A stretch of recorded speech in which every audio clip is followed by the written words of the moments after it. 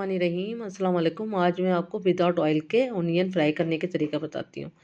तो जिनको ऑयल नहीं खाना होता और कुछ ऐसे मसले होते हैं, हार्ट डिसीज़ होती हैं या जॉन्डिस होता है या कुछ भी ऐसा नहीं तेल खाना चाहते, तो वो लोग ये रेसिपी आराम से ट्राई कर सकते हैं। यहाँ पर मैंने 2 प्याज़ लिए, उसको छील लिया और उसको आधे घंटे के लिए आपने फ़ैन के नीचे रख देना है। उसके बाद फिर आपको इसको स्लाइस में काट लें। अगर आप बहुत एक से पीसेस काटते हैं स्लाइस में तो आप इस तरह काटें, वरना कटर की मदद से भी काट सकते हैं।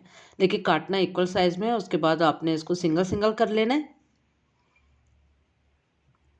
हर एक जो स्लाइस है प्याज का उसको सिंगल कर लें और फ़ैन के नीचे ज़रूर रखिएगा, ये याद रखें, ताकि ड्राई हो जाए प्याज जो है। उसके बाद तवा गरम कर लें और गरम तवे पे फिर हम इसको बिखेर देंगे इस तरह से, और स्लो आंच पे हमने इसको स्लो स्लो फ्राई करना है। 5 से 6 मिनट लगेंगे। जैसे ऑयल में हम प्याज फ्राई करते हैं टाइम उतना ही लगेगा और उतनी ही क्रिस्पी प्याज होगी।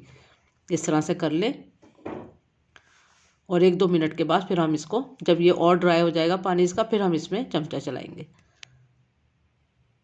2 मिनट के बाद।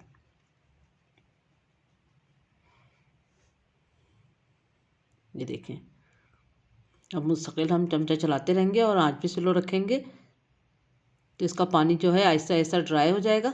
आप देख रहे हैं कि धुआं भी अच्छे से निकल रहा है, तो पानी भी इसका ड्राई हो रहा है। ये देखें, कलर भी चेंज होता जा रहा है और ये क्रिस्पी भी होती चली जा रही है। बस ये देखें कितनी हल्की फुल्की सी हो गई है अब ये प्याज। तो आप किसी भी डिश में डालें, और जैसे कि लोग खाने बनाते हैं तो आप ऑलिव ऑयल का इस्तेमाल करते हैं, तो ऑलिव ऑयल में आप प्याज बहुत ज़्यादा नहीं पका सकते, तो आप सोंध के खाना पकाएं और प्याज डालें, सारे मसाले डालें, सब कुछ डाल दें। डालने के बाद फिर आप उसमें और 1 टेबल स्पून आपने ऑलिव ऑयल डाला और आपकी हंडिया रेडी। तो अब ये देखें आप कितनी अच्छी और क्रिस्पी सी ये रेडी हो चुकी है। आप इसको ज़रूर ट्राई करें। उम्मीद करती हूँ आज की टिप्स आपको पसंद आएगी। Thank you for watching. दुआओं में याद रखें, अपना ख्याल रखें। अल्लाह हाफिज़।